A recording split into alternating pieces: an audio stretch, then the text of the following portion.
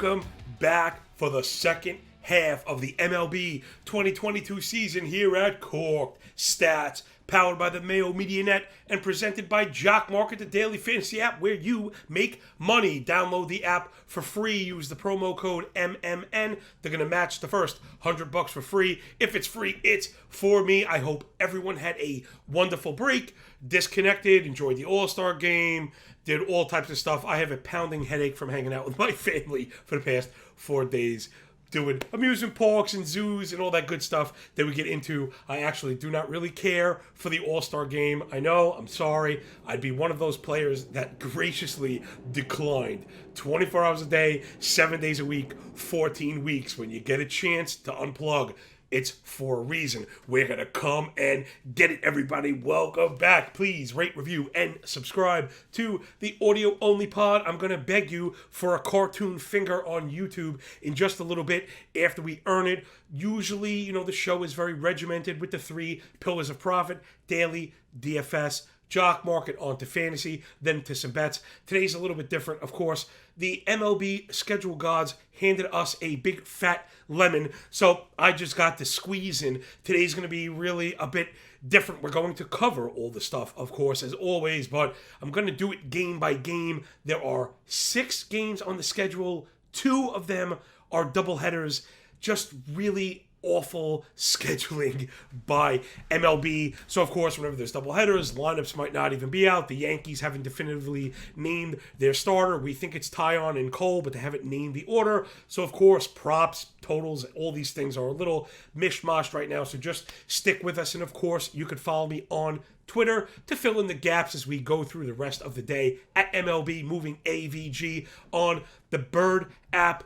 Last little program note, I hope you were digging the football show. I know I don't always do the best job of promoting it. It is Cork Stats, but on the fantasy football picks and bets on this very same Mayo Media Net channel, I had Ian Harditz from PFF on, and we really chopped it up, hashed it out. It was a really good episode as we transfer over to football. All right, let's get into the baseball thing. Like I said, we're just going to be doing a game-by-game breakdown. This used to be the style that my original Cork Stats show was. So as I was breaking down, doing my analysis from all the different angles, of course, I was taking notes on the bet. So that's what we're going to do. You see it up here. I have it divvied. Like I said, 6 games. They are divvied 3 and 3, early and late. The ones up on the board you see here all happened before 3:30, and then we'll go into the 7 p.m. stuff later on. I know for the audio-only crowd, some people listening on the way home from work, so if you can't act on these, we do have something for you a little bit. So I'm going to leave this graphic up.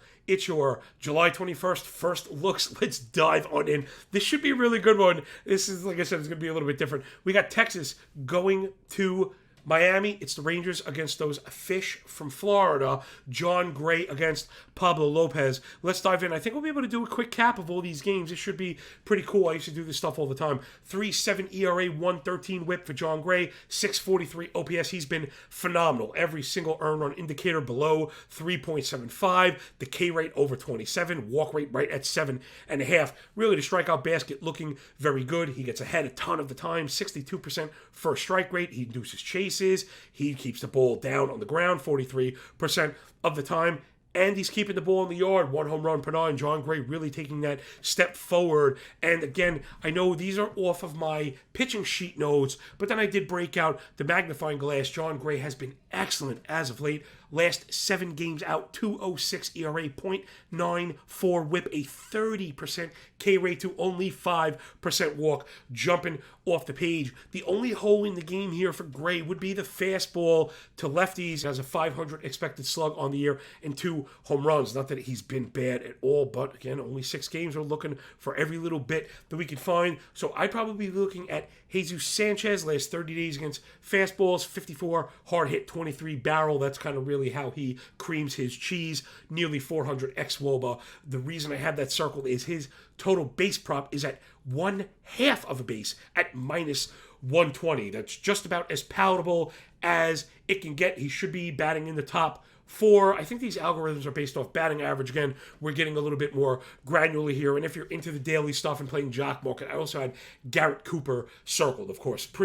Offense, I expect to be really at a premium especially in this game, it's going to be kind of hard to find. Let's get over to the other side. Pablo Lopez, right? He does kind of have the ace profile, 2.86 ERA, 107 whip. I mean, really nothing wrong there. OPS, again, it's 655. All his earned run indicators down around 3.5 or below. 24 K to 7.5 walk. The strikeout basket maybe not as strong for the K minus walk bin, right? 16.5 K minus walk compared to Gray's nearly 20 on the year. But Pablo Lopez's, the rest of that disciplinary basket is extremely strong. The swing strike rate over 13, the whiff rate over 29.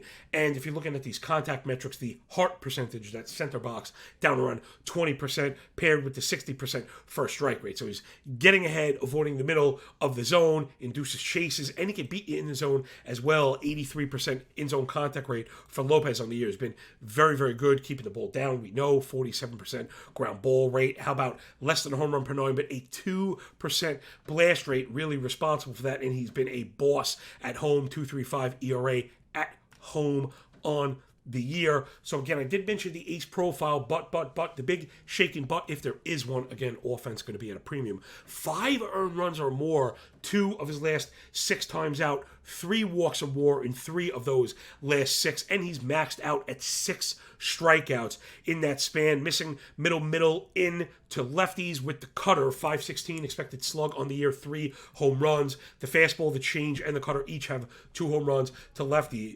lefties. Texas looking really good against righties, right? So Lopez has struggled against lefties. One thing that Texas do is hit them pretty well. Seager, last 30 days, he's been on fire. 81 plate appearances against righties, 51% hard hit, 11 barrel, 421 expected WOBA. The our triple slash, remember, average ISO OPS, because we're going to be looking at total base props. We want to make sure we don't get misled by OPS, which includes walk rate. 311 batting average, 216 ISO, 908 OPS, and one more bit of detail, right, as far as analysis and process goes when we're looking at total base props. We do not want a lot of walks, and Seager does not do that. The walk rate in the single digits, right? He doesn't strike out, but he also doesn't walk. I know I've mentioned Ks are good. Ks are not good, but we want an aggressive hitter. That's something that we do want, something that we can get behind. 4 home runs last 30 days for Seager against righties. Got to be looking at the total base prop at plus 120. I don't have that on the board. I ran out of room, but again, I will be posting all these things, I think, on Patreon as well. That is free. Don't worry about Patreon. It just is a good placement to host all this stuff. Oh, and then you'll see why. My last note is that I prefer the Texas F5ML plus 110. I think we have the edge on both sides. Maybe offense not very good. I know I highlighted Sanchez, but we're looking for a single. You know what I mean? That's not really enough to tip the entire scale. Oh, I did have one more. Miami Marlins. They are a K machine. I circled that. Miami on the year. Really bad. 23 K rate on the year. The walk rate down at 6.5, but the chase rate up over 34. One of the worst in the league. When you zoom in last 7, it's not any better. Their swing strike rate up near 12. Chase rate up over 34. They strike out a ton. John Gray really, right? I mentioned that K rate as of late. He's looked really, really good. I think we might be able to get on that K prop today for John Gray. 6.5 Ks is the line at plus 100. Sorry, I got scrambled there. He has 7 or more Ks 4 in a row. So again, don't be thrown off by the amount of bets here. Remember, you could take your amount you were going to bet and just divide it by the number of plays very easily, right? You can get a little bit, then you could fine tune it if you'd like to make sure you come up with profitable ventures. That's another story for another day. But again, if you have $10 to bet here, don't feel like you generally bet $10. Oh, if there's 5 plays, Johnny's telling me to bet $50. No, we're betting the same amount of daily risk as always. That is at the core of our success is discipline. Divvy that up 5 ways. So give me Texas F5ML plus 110. Give me John Gray over the 6.5 Ks plus 100. If you want to get even cuter, I really like the Corey Seager total base prop plus 120. So that'll do it. Let's get up into the second game. See how we're going. So that's how we're going to do that one today. We're going to try and get through all these games individually. Look at them through all the individual lenses. Jock market, not sure really going to be looking there. Although I guess we have to circle Sieg or again anybody that kind of rings on the model. Maybe we just have to chase a bit I don't know if I want to go that far, but I won't be going after Sanchez. I'll tell you that much. Corey Seager, I think we do need to get up with. Again, we always want to take guys up to that triple nickel, 5.55. Again, brevity being at the center of it. Jock market's very fast moving. Again, why I like it. Also because it's a problem solving exercise. You can't just say I like player X in DraftKings and you fill it out while you're smoking or doing something else. In Jock market, you have to know when to pull the cord, right? When we want to get on a player, and if he's cheap, add, and if he's not too expensive, whether we want to reduce the share amount or bail altogether. So again, the reason why we make money in Jock market, because it's incremental, because you have to be smart to do so. Then it's the Yankees have the Astros. Again, I mentioned the Yankees didn't name the starters definitively. I do believe it will be Taillon and Cole. They have not mentioned the order. So the F5 lines are not up. The action lines are up. I checked quite a few websites. I got some confirmation on that Taillon play. So let's take a look at that. I'm going to assume Taillon in the first game. If you want to wait to react, that of course is fine. You know, today's kind of a special case. Tomorrow we'll go back to everything, should be back to the regimented again. Taillon has been okay, right? 3.86 ERA, 113 WHIP, 731 OPS. Again, nothing that we'd really look to shy away from. Earned run indicators really creeping up around 4. The K rate down to 20%. Now that could be an issue, especially with a team like Houston. Why? Because we know we're going to be getting contact, right? Taillon's in-zone contact rate up over 88 because he doesn't induce a lot of whiffs. That number is down at 23. Houston, not usually the team you want to be playing around with when it comes to contact. And in particular, Taillon has struggled against lefties, right? So year-to-date, 330 WOBA against lefties, 478 slugging, and 8 shamalama ding-dongs. The problem has been that fastball change combination that he likes to use so much has a 480 X-slug min, right, for each pitch, and they each have 3 or more home runs. I think it's 3 and 4 respectively. So whenever you're going up against the Astros and a pitcher that's struggling against lefties, you look for Jordan first. I'm not sure if he's going to be back. If he is going to be back, you just get Jordan. His name is not on the total base props list. If he is in the lineup, you're probably going to just smash that. The reason I mention that is because I do have Kyle Tucker up. If Kyle Tucker gets bumped to the back of the order with Jordan up, we're going to have to swap this for total bases. I generally don't take total base plays with hitters in the back third. For whatever reason, Kyle Tucker always finds himself batting 6th or 7th. He'd be my number 2, 3, or 4 hitter, but that's just me. So, okay, remember, keep that stuff in mind. Taillon struggling against lefties. Tucker doing the thing. Last 30 days, 58 plate appearances against righties. Triple slash, 300, 1010.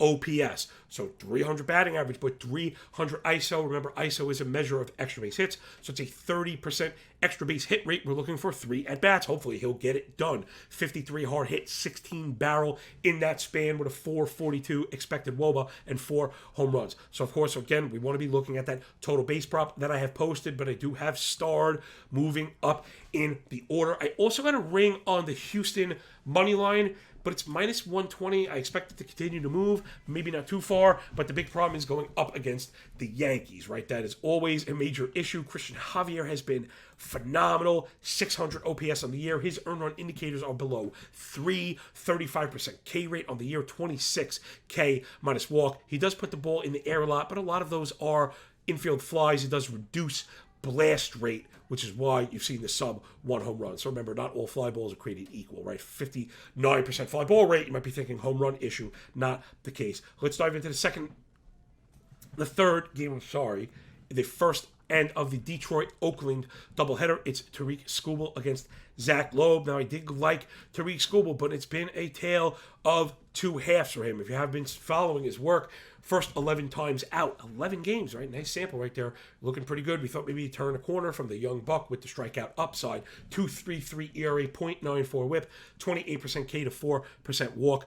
Half of a home run per 9. Hachi, Machi, Liberace, loving every bit of that. And then, we just kind of went in the tank. Now, he did go and check it out. The velo's good. Pitch mix looks okay. But last 7 times out, 7.5 ERA, 1.7 whip, 20% K to 9% walk, right? You see the K minus walk start to shift.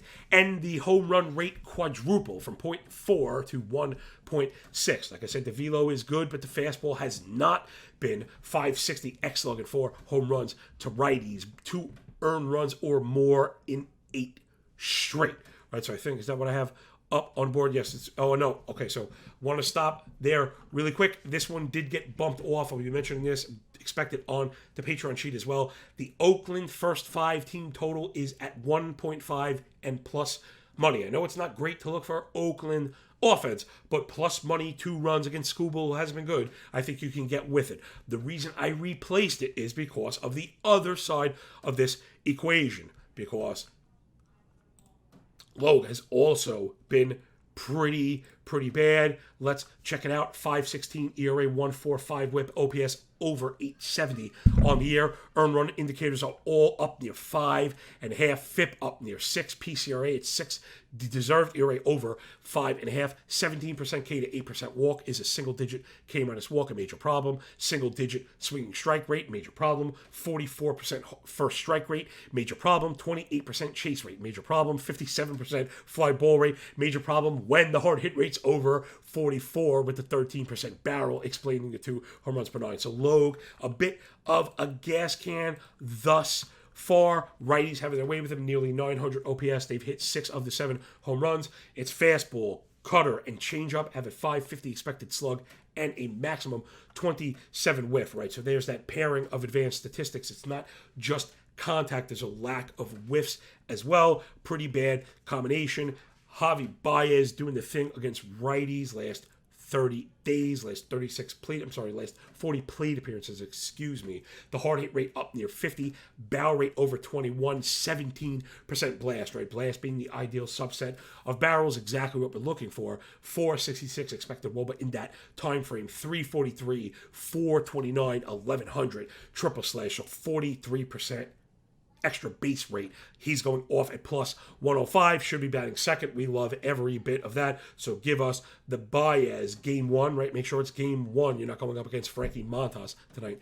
Over 1.5 bases plus 105, and then give us the Oakland and Detroit game 1 F5 over 3.5. That's way too low. I mean, way too low. At least a half a run too low. This one should be 4 by the time we open. So if you don't want to rely on Oakland, which I really understand is why I gave up a little bit of price to get some exposure to the Tigers. The Tiger F5 team totals also 1.5, but that one's at minus 140. I just won't pay that. So I think they both go over. Give me the minus 110 with the Baez total base prop. Boom. So that'll do it for the first half of the day. Give us Texas F5 money line. John Gray over 6.5 Ks. Kyle Tucker over 1.5 total bases if he's batting 4th or earlier. We're really looking for Jordan Alvarez. I didn't see anything definitive yet. He's coming off the IL. He might not play game 1. He may play game 2, right? So these are the things we have to be looking for. Again, why you want to be hanging out with us, rolling with the Mayo Media Net, and I think that earned the cartoon finger. Put your cartoon finger inside us. Rate, review, and subscribe. Press that little thumbs up button. Get up in the comments. Let Mr. Mayo know how good of a job we're doing over here and how much fun we're having, how much we're learning, and how much you've been able to apply these things. And I know for a fact there are quite a few of you out there taking this work, expanding on it, applying it, I should say. I absolutely love all of it. I really do appreciate the feedback, the DMs, and you know I'm trying to get to every single one of them. You women and men out there mean very, very much to me. And without you, I'm just some fat dude screaming at his computer, baseball stats and numbers. So, okay, that's the first set right there. I think we're going to do pretty good. Just remember the context. And then Oakland, Detroit, probably everything over. That's what we'd be looking for. I don't think I mentioned Ramon Laureano. That was one thing I did want to mention. He has crushed lefties. He was at the basis of that team total. Last 70 plate appearances, 298, 211, 937. The ISO a bit low, 211, but Laureano should be leading off or batting second. 20% barrel rate, nearly 400 xWOBA against lefties. He's been hot to death. So okay, give us that set. If you are listening to this later in the day, don't worry, we got you. We'll still catch you at the window as we move over into the PM bets. Now, that's kind of why I was a few minutes late today. I had to come up with some new graphics. Again, you know, we really never want to be thought of as those who just go through the motions. It really means a lot to me to be thought of as the grinder. I'm the hustler, And I've kind of made my bones. And even, listen, I've gotten somewhere, right? But it's never enough for me. And I think that's a part of this game as well. I often say being able to model and pick winners is probably my 5th or 6th best trait as a handicapper, right? I don't pretend to be able to know how to predict the future. I am extremely good at drawing up stringent processes and then having the discipline to follow them in particular during downtrends. Anybody can be a good handicapper when they win. Show me the good handicapper when they lose. And generally, the way that you'll know is when they are able to survive, because most handicappers get destroyed in their first real downturn, not understanding road to ruin. Us, unfortunately, we did have a losing half at the MLB moving averages trading desk. These things do happen, but of course it was only a few units, a few percentage points, because as I was losing, I decelerate risk rather than lean into the losing. We reset, we're back at it, and I think we're going to have a monster second half. Again, if you missed on a lot of these bets, we had a lot of missed on one-run games. We lost on a lot of errors. Listen, blah, blah, blah, blah, blah. These things happen. We're not worried about outputs at all. Let's dive into the second half. You'll see up on the screen for the audio-only listeners your PM bets. All right, so remember, it's a double header. Yankees-Houston, there's just nothing up. The expectation is Garrett Cole and Luis Garcia. The only thing I had that jumped off the page is the Yankees were listed at 1.5 runs through 5. I would take that against Sandy Koufax. The only problem was the juice was like minus 145, minus 150. So I think right now I'd probably be leaning on the wall on that one. Not really interested going up against Cole or Garcia for that matter. And again, doubleheaders, lineups can be wonky, and bullpen usage, right? We don't know how the game is going to play out. If it becomes a bullpen game, game number 1, guys you saw in the first game, you might not see in the second game. Just keep that stuff in mind. There's a reason why I have generally avoided doubleheaders, in particular the second one. Right now, we may get information that has us wanting to pull the trigger. That's another story. It's not flip-flopping with more data, right? It's only being reactive without the data. So that's what we're trying to avoid. So that first Yankee-Houston game, I think we're just going to let that one go. There's no lines out, no lineups, etc. All right, let's dive into the next one. It's again, Los Tigres from Detroit Rock City up against those Elephants, balancing on beach balls. Garrett Hill against Frankie Montas. Let's take a look at Hill first. He only has 2 career games started. He went 6 innings, gave up none against Cleveland. Went 5 innings, gave up 6 against the Pale Host. He got smoked. He has a very impressive minor league track record, right? So I'm not just going to look at 11 innings. Oh my God, we're going up against this guy because he got beat up once. Obviously, that's not how I roll. But he does have a very impressive minor league track record, which means we want to circle it. The thing that I believe gets people in trouble is when they think that's going to immediately carry over, right? As we've seen, even guys like Scooble, who has experience, is still going to go through these waves. I generally look to attack young pitchers that have struggled to start. When they show us a turnaround, then we can get back on it. I think of Reed Detmers, right? I really liked him coming in. He kind of stunk a little bit. We made a bunch of money betting against him. He got demoted. He came back. He dunked in our face. And now we kind of back him. Right? So again, just don't look for linear prospect growth. Garrett Hill, it's been a rough go. Again, not looking to overreact to the 11 innings. What we do want to look at is the fastball. Right? So these are the true kind of granular details that separate us from the pack. And I don't just mean almost like up to the professional level. I mean, and that's really what means the world to me. So let's get into this fastball and the things that you're not going to get anywhere else. You only get here for free on a Mayo Media Net. So the 4-seam fastball coming in at 37% use. Keep that in mind, right? So it's a hyper use pitch. 91 mile an hour, right? So that's kind of a red flag. Not going to dominate with the velocity. 17 inches of vertical movement. That's also really bad. Okay, I understand I could throw the number at you, but we want to keep an eye on these. We want a fastball as flat as possible as far as vertical movement, because steep angle in means steep angle out. Steep fastballs end up in the seats. Not necessarily if they have a ton of run. Right? Left, right is arm, side, run. Up, down is ride. Roller coaster ride. Hat tap, Rob DiPietro. I'll never forget that one. My boy has corrected me like 3 times and he said, hey, just remember it this way. And it worked. You know? Again, I have mental blocks like everyone else. Hat tip to my boy Rob, super sharp fantasy guy. Basically, the sharpest tool in the shed. Let's get back up the hill and the fastball, right? So the steep fastball, 17, is as bad as it gets. The run is pretty good at right around 10. But the steepness of the fastball with the lack of velocity is a major issue, and we saw that manifest in these games. He has a 600 expected slug and a 919 OPS against lefties. So again, he's really having trouble leaving it out over against lefties. There are a few characteristics of this fastball that have me worried, and I think we can go after it. Now, you're not going to find a lot of love in the Oakland statistical bin. They're not very good. But when we get into this granular pitch analysis, that really has been kind of beneficial for us. And I think it also opens the door to some leverage, right? Some ownership leverage in DFS. And I think that's where there's a real kind of overlap here for Jock Market, especially also. Oakland A's will be low owned.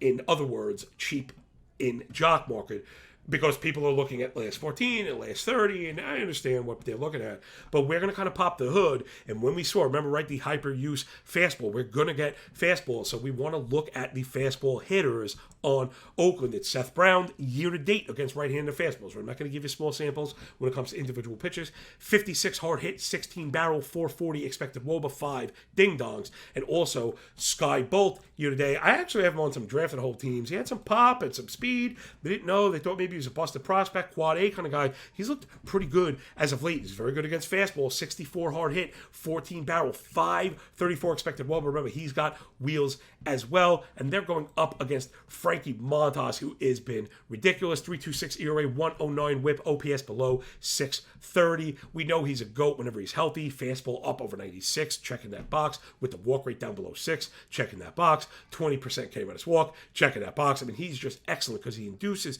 chases, but also keeps the ball down at 47% ground ball rate, manifest in the very low 1 home run per 9. He really has been very, very good against both handed hitters. Neither side hitters have a better than 280 WOBA against Frankie Montas. We call that split proof. So actually give me the A's to cover the run line. It's the first time we went after this all year, plus 145. Holy cow, man. The money line is at minus 155, which is generally what we'd want to be looking for with a bad team like the A's, not trying to be greedy and cover. However, but, big shaken butt like garden hose and soapy water shaken butt, Fetty Wap shaken butt, plus 145. They're giving us $100 for the run.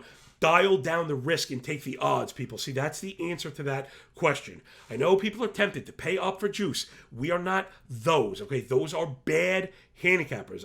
If you get that from somebody, challenge them as to how they've understood that the probability of the win equals the $100 in cost when you could just dial down the risk. I'm sorry, I just can't get there. I just can't get there from a methodological standpoint. We then have to get into our own models creating edge. I don't assume edge. I believe these games are closer to 50-50 once the first pitch is thrown. So, okay, there's like 17 and a half lessons at once. Give me Oakland game 2. Remember, everybody, game 2 to cover the run line at plus 145.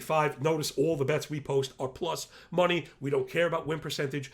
If we're betting plus money and we hit 50% win rate, guarantee me a 50% win rate. I'll guarantee you we made money because we don't bet those favorites, okay? Let's get into the last game. Should be a good one. This one is mispriced, and I believe it will move in our favor if we hit it now, right? So away from us if we're going to wait. So I think we want to be acting early on this one. It's the Giants up against the Trolley Dodgers from Hollywood, always up to no good. Carlos Rodon against Mitch White. Carlos Rodon, like every bit a Cy Young right now. 2.66 ERA, 111 whip, 576 OPS. His FIP, deserved ERA, are below 3, 23% K minus walk, 31% CSW. He has been nothing short of phenomenal, just absolutely phenomenal. Hard hit rate, 27% on Fangraphs, just ridiculously good. 5% barrel, 2% blast, 1/3 of a home run per 9. He has just been excellent, dominating lefties with the left-hand side, but a sub-600 OPS to righties as well. He's been excellent at home, excellent on the road. We know when Rodon is healthy, he is a boss. People are afraid of the Dodger offense with good reason, but they're rolling out Mitch White, 4.2 ERA, 1.3 whip, 700 OPS. I think the real issue here is going to be the lack of strikeouts at 21%, the lack of whiffs at 22%. He lives in the middle of the zone, doesn't get enough strikes, doesn't get enough chases, and that leads to contact, right? The in-zone contact rate for Mitch White over 88, generally where we start to look for, that, right? 88% contact rate. He's going to have to come in his zone because he does have that 9% walk rate. So he's going to have to be careful. If he falls behind, we'll see him come in challenging those Giants, where I really do believe that we'll have the edge. We're looking at Brandon Belt, last 40 plate appearances against righties, 361, 306, 1092. The Bears are better than 30%. ISO, 23 barrel, 19 blast, better than 400. Ex-WOBA for Brandon Belt. I think he had the half base posted. I really can't get down with those, but that might be the type of juice that I can get down with, because I just believe those are mispriced. I believe that is going to move again. Like, it's a little bit different for me. The model is so far over. I have a hit for 1.5 total bases. I just don't know why Belt would ever be 0.5. They must have appearance. I don't know what's into these formulas sometimes. I think they just throw it at the wall, and as soon as the first couple bets come in, they just feel fine moving it. If you've noticed that our bets have been on front of the line as far as CLV all year long. So Brandon Belt, and also Jock Peterson, that one I do have listed. He should be batting second, has crushed right-handed fastballs.